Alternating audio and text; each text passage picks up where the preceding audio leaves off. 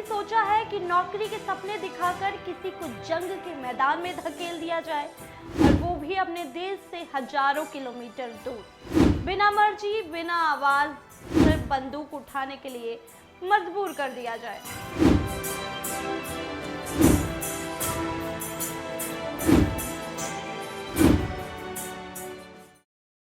नमस्कार, मैं हूं प्रियांशी मिश्रा और आज आपको दिखाने जा रहे हैं हम एक ऐसी कहानी जो सिर्फ खबर नहीं है बल्कि 26 भारतीय परिवारों की बेचैनी, डर और उम्मीद की आखिरी लड़ाई बन चुकी है। नई दिल्ली से सामने आई ये खबर हर भारतीय को झकझोर कर रख देने वाली है। रूस यूक्रेन युद्ध के बीच में 26 भारतीय नागरिक फंसे हुए हैं और आरोप है कि उनकी इच्छा के खिलाफ जंग लड़ने के लिए उनको मजबूर किया गया है। अब इस पूरे मामले पर देश की सबसे बड़ी अदालत यानी सुप्रीम कोर्ट ऑफ इंडिया ने गंभीर चिंता जताई है और केंद्र सरकार से जवाब मांगा है। शुक्रवार को इस मामले में सुनवाई करते हुए चीफ जस्टिस सूर्यकांत की अगुवाई वाली बेंच, जिसमें जस्टिस ज्योतिर्मला बागची और जस्टिस विपुल पंचोली शामिल थे, उन्होंने केंद्र सरकार को नोटिस जारी करते हुए एक हफ्ते के भीतर जवाब देने को कहा है। लेकिन सवाल ये है कि आखिर ये 26 भारतीय वहां पहुंचे कैसे और अब किस हाल में हैं। परिवार की ओर से दायर याचिका में जो भी बातें सामने आई हैं वो बेहद डरा देने वाली है। बताया जा रहा है कि ये सभी लोग नौकरी के लालच में रूस गए थे, लेकिन किसी ने सोचा भी नहीं था कि वहां बेहतर भविष्य मिलेगा। कोई पढ़ाई के लिए गया था तो कोई टूरिस्ट वीजा पर गया था, लेकिन वहां पहुंचते ही जो कहानी थी वो बदल गई। उनसे पासपोर्ट छीन लिए गए, उनकी आवाजाही पर रोक लगा दी गई और फिर शुरू हुआ असली डर। उन्हें धमकाया गया, दबाव बनाया गया और आखिरकार मजबूर कर दिया गया कि वो रूसी सेना से जुड़ी हुई यूनिट्स में भर्ती हो जाए और यूक्रेन के खिलाफ युद्ध लड़े। जरा सोचिए, एक आम इंसान जो अपने परिवार के लिए पैसा कमाने गया है, अचानक खुद को युद्ध के मैदान में पाता है जहां हर पल मौत उसके सामने खड़ी होती है। परिवारों के वकीलों ने कोर्ट में बताया है कि वहां फंसे हुए लोगों ने मैसेज भेजकर कहा था कि हम यहाँ फंसे हुए हैं और अपनी इच्छा के बिना जंग लड़ने के लिए मजबूर है।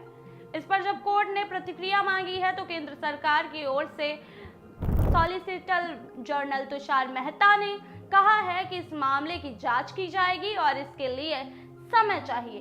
लेकिन कोर्ट ने साफ कहा है कि पहले भी सरकार ने इस मुद्दे पर ध्यान देने को कहा गया था, फिर भी हालात क्यों नहीं बदले। यहाँ सबसे बड़ा सवाल सिर्फ 26 लोगों का नहीं है बल्कि उस पूरे नेटवर्क का है जो बेरोजगार और कमजोर लोगों को नौकरी के नाम पर विदेश भेजते हैं और फिर उन्हें ऐसी खतरनाक परिस्थितियों में धकेल देते हैं।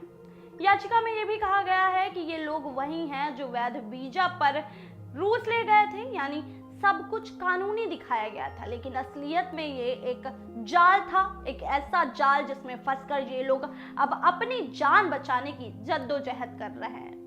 परिवार ने यह भी बताया है कि आखिरी बार सितंबर और अक्टूबर 2025 के बीच उनसे संपर्क हुआ था। उन मैसेजेस में उन्होंने बताया था कि वो युद्ध के बेहद खतरनाक इलाकों में हैं और आपको बता दें, इन इलाकों के नाम सुनते ही समझा जा सकता है कि हालात कितने गंभीर होंगे, क्योंकि ये वो क्षेत्र थे जहां पर लगातार बमबारी, गोलाबारी और हिंसा की खबरें सामने आ रही थी।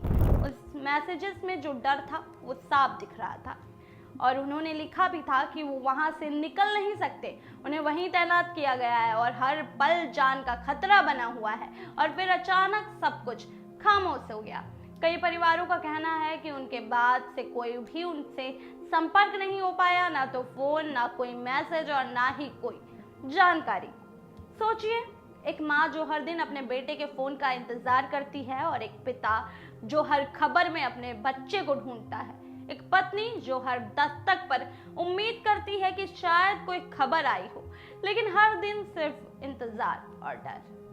याचिका में ये भी आरोप लगाए गए हैं कि परिवारों ने बार बार विदेश मंत्रालय, मॉस्को स्थित भारतीय दूतावास, गृह मंत्रालय और राज्य सरकारों से मदद मांगी है, लेकिन उन्हें कोई ठोस जानकारी या मदद नहीं मिली है। यह सवाल सरकार से भी है कि जब भारतीय नागरिक विदेशों में फंसे हों तो उनकी सुरक्षा की जिम्मेदारी किसकी है? क्या सिर्फ कागजों पर मौजूद सिस्टम काफी है या फिर ऐसे मामलों में तेज और प्रभावी कार्रवाई की जरूरत है? क्योंकि ये मामला सिर्फ कूटनीति का नहीं है, इंसानियत का है।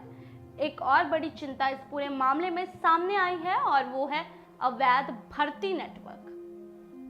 ये ऐसे गिरोह हैं जो लोगों को नौकरी का झांसा देते हैं और विदेश भेज देते हैं और फिर उन्हें ऐसे हालात पर छोड़ देते हैं जहां से निकलना लगभग नामुमकिन हो जाता है। क्या इन नेटवर्क्स पर कभी कोई सख्ती से कार्रवाई की जाएगी? क्या ऐसे एजेंट्स को सजा मिलेगी और क्या ये सिलसिला यूं ही चलता रहेगा? आज जब हम ये खबर सुन रहे हैं तो जरूरी है कि हम सिर्फ दर्शक बनकर न रह जाएं, बल्कि इस पूरे मुद्दे को गंभीरता से समझें, क्योंकि ये 26 लोग सिर्फ आंकड़ा नहीं है, ये 26 परिवारों की पूरी दुनिया है और अब इसकी नजरें टिकी हुई हैं केंद्र सरकार के जवाब पर। क्या सरकार इन लोगों को सुरक्षित वापस ला पाएगी? क्या इन परिवारों को उनका अपना वापस मिल पाएगा? क्या ये सिर्फ कहानी ही रह जाएगी और ये खबर जो है ये खबर बन के रह जाएगी? लेकिन उम्मीद अभी भी जिंदा है, क्योंकि मामला अब देश की सबसे बड़ी अदालत में है और जब न्याय की उम्मीद जगी हो तो शायद कोई ना कोई रास्ता जरूर निकल आए। फिलहाल ये 26 भारतीय कहीं दूर एक अनजान जमीन पर अपने घर लौटने की उम्मीद में जंग लड़ रहे होंगे, एक ऐसी जंग जो उन्होंने कभी चुनी ही नहीं। और यहाँ भारत में उनके अपने हर दिन एक ही प्रार्थना कर रहे हैं कि वो सुरक्षित लौट आए। क्या उनकी ये दुआ कभी सुनी जाएगी? यही है आज का हमारा सबसे बड़ा सवाल। मैं थी आप सभी के साथ प्रियांशी मिश्रा और आप देख रहे